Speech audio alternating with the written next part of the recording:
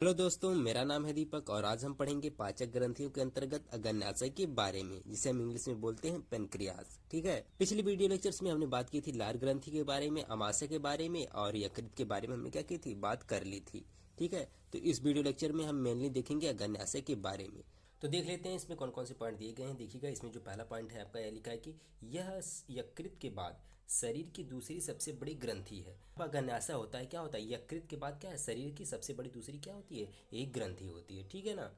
और दूसरा पॉइंट लिखा गया है इसमें, आहार नाल से बाहर अमाशय तथा ग्रहणी के मध्य स्थित होती है। जो आपकी अग्न्याशय होता है कहाँ पर स्थित होगा, या आहार नाल से बाहर होता है और कहाँ पर होता है, अमाशय और ग्रहणी के मध्य स्थित होता है, जैसा कि हम लोगों ने फिगर में भी देखा था। ठीक है ना।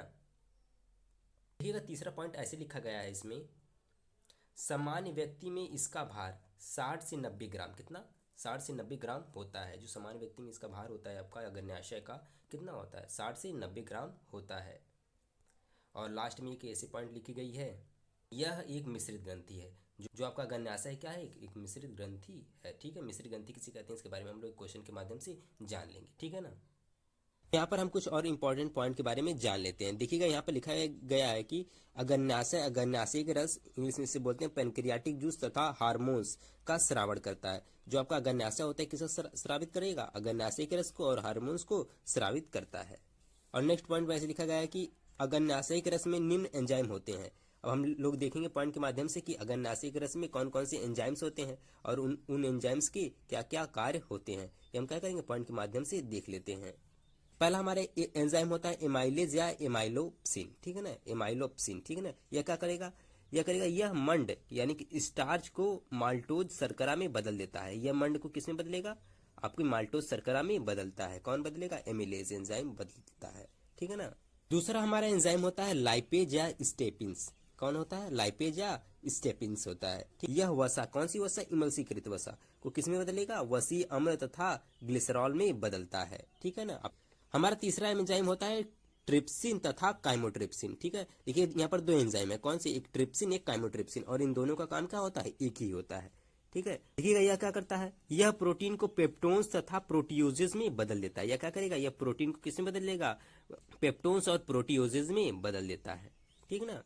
देखिएगा, हमने देखा था कि जो आपका अग्न्याशय होता है अग्न्याशय के रस को स्रावित करता है और किसको, हार्मोन्स को भी स्रावित करता है। तो हमने देखा था कि अग्न्याशय के रस में आपके क्या होते हैं, कुछ एंजाइम्स पाए जाते हैं, उनके क्या क्या कार्य होते हैं हमने तो देख लिया था। अब हम बात करेंगे यहाँ पर हार्मोन्स की। ठीक है ना। तो वही पॉइंट यहाँ पर क्या की गई है, लिखी गई है। लिखा गया है कि अग्न्याशय इंसुलिन तथा ग्लूकेगॉन नामक हार्मोन्स का श्रावण करता है। कौन कौन से हार्मोन्स, एक होता है इंसुलिन होता है, एक ग्लूकेगॉन होता है। अब इनका कार्य क्या होता है उसे भी देख लेते हैं। ठीक है। यहाँ पर ऐसे लिखा गया है कि इंसुलिन आवश्यकता से अधिक शर्करा को ग्लाइकोजन में तथा आवश्यकता पड़ने पर ग्लूकेगॉन हार्मोन ग्लाइकोजन को ग्लूकोज में बदल देता है। अब इंसुलिन और ग्लूकेगॉन का काम क्या होता है, जो आपका क्या होगा, इंसुलिन होगा इस शर्करा को किस में बदलता है, ग्लाइकोजन में बदलता है। लेकिन जब फिर आवश्यकता आपको पड़ेगी, फिर ग्लूकेगॉन हार्मोन उसी ग्लाइकोजन को किस में बदलेगा, ग्लूकोज में बदल देगा। इन पॉइंट्स के माध्यम से आप आसानी से समझ सकते हैं। देखिए, यहाँ पर लिखा गया है शर्करा को इंसुलिन क्या किया, ग्लाइकोजन में बदला। ठीक है। और जब हमें क्या हुई, आवश्यकता लगी, फिर हमने क्या किया, ग्लाइकोजन को किसमें बदल दिया, ग्लूकोज में बदल दिया। किसकी मदद से, ग्लूकेगॉन की मदद से, ग्लूकेगॉन हार्मोन की मदद से किसमें बदल लेते हैं, ग्लाइकोजन को ग्लूकोज में बदल लेते हैं। यहाँ पर पॉइंट्स क्या की गई है, अच्छे से लिख दी गई है। चलिए चलते हैं हम सब आगे। यहाँ पर रिमार्क में एक पॉइंट दिया गया है, इसे भी हम समझ लेते हैं। ठीक है। देखिए, क्या होता है कि इंसुलिन की कमी से होने पर रक्त में शर्करा की मात्रा बढ़ जाती है और मूत्र के साथ शर्करा निष्कासित होने लगती है। इस रोग को क्या कहते हैं, मधुमेह कहते हैं। देखिएगा, आप लोगों ने मधुमेह यानी कि डायबिटीज के बारे में सुना होगा। ठीक है, कि इन्हें क्या हो गया, मधुमेह हो गया। तो उसमें क्या होता है, जब इंसुलिन की क्या हो जाएगी, कमी हो जाएगी। ठीक है। तो आपका क्या होता है, शर्करा होती है, शर्करा मूत्र के साथ क्या होती है, शरीर से बाहर निकलने लगती है। इसी रोग को हम क्या कहते हैं, मधुमेह कहते हैं। ठीक है ना।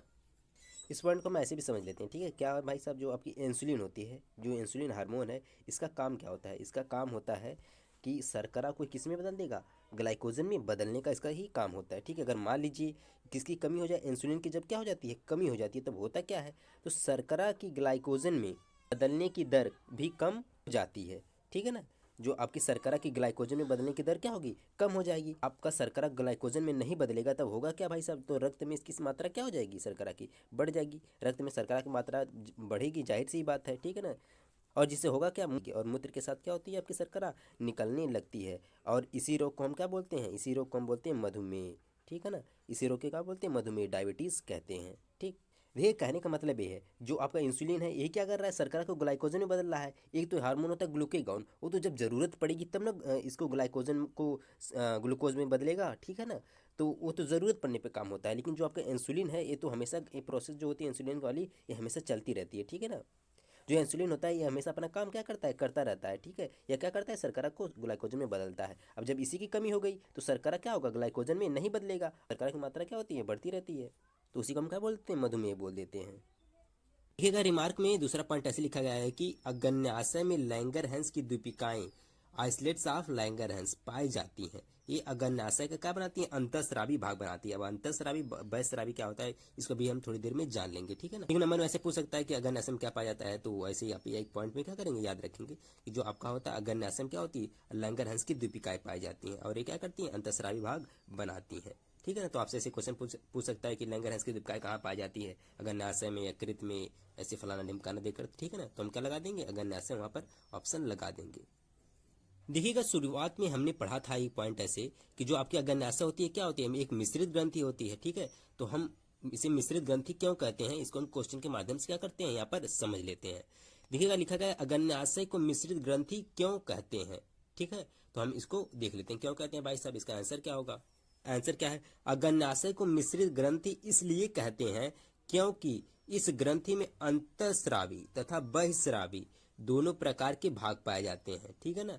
आपके जो अग्न्याशय, इसको मिश्रित ग्रंथि क्यों कहते हैं, ठीक है, क्यों कहते हैं, क्योंकि इसमें अंतःस्रावी और बहिःस्रावी भाग दोनों होता है, ठीक है, इसलिए इसे क्या कहते हैं, मिश्रित ग्रंथि कहते हैं, ठीक है ना। देखिए ज्यादातर ग्रंथि क्या होती है, या तो अंतःस्रावी होंगी या तो बहिःस्रावी होंगी, लेकिन जो आपके अग्न्याशय है क्या, ये दोनों प्रकार का गुण रखती है। कौन कौन सा, अंतःस्रावी का भी और बहिःस्रावी का गुण रखती है। ठीक है, आगे ऐसे लिखा है कि इसका अंतःस्रावी भाग हार्मोन्स तथा बहिःस्रावी भाग क्षारीय क्षारीय अग्न्याशयिक रस का श्रावण करता है। ठीक है, हम इसको ऐसे समझ सकते हैं, जो आपके अग्न्याशय क्या है, एक मिश्रित ग्रंथि है। इसको हम ऐसा क्यों कह रहे थे मिश्रित ग्रंथि, क्योंकि इसमें अंतःस्रावी भाग और बहिःस्रावी भाग दोनों पाया जाता है। जो आपका अंतःस्रावी भाग होता है किसका श्रावण करता है, हार्मोन्स का श्रावण करता है, ठीक है। कौन कौन हार्मोन्स होते हैं, एक होता है क्या आपका इंसुलिन होता है, और एक क्या होता है, ग्लूकेगॉन होता है। हमने इसके बारे में देख लिया था। और देखिएगा यहाँ पॉइंट ऐसे भी थोड़ा सा एक बस जानकारी के लिए बता दे रहा हूँ, जो आपका इंसुलिन होता है ये किससे स्रावित होता है, बीटा सेल से होता है, और आपका ग्लूकेगॉन अल्फा सेल से स्रावित होता है, ठीक है ना।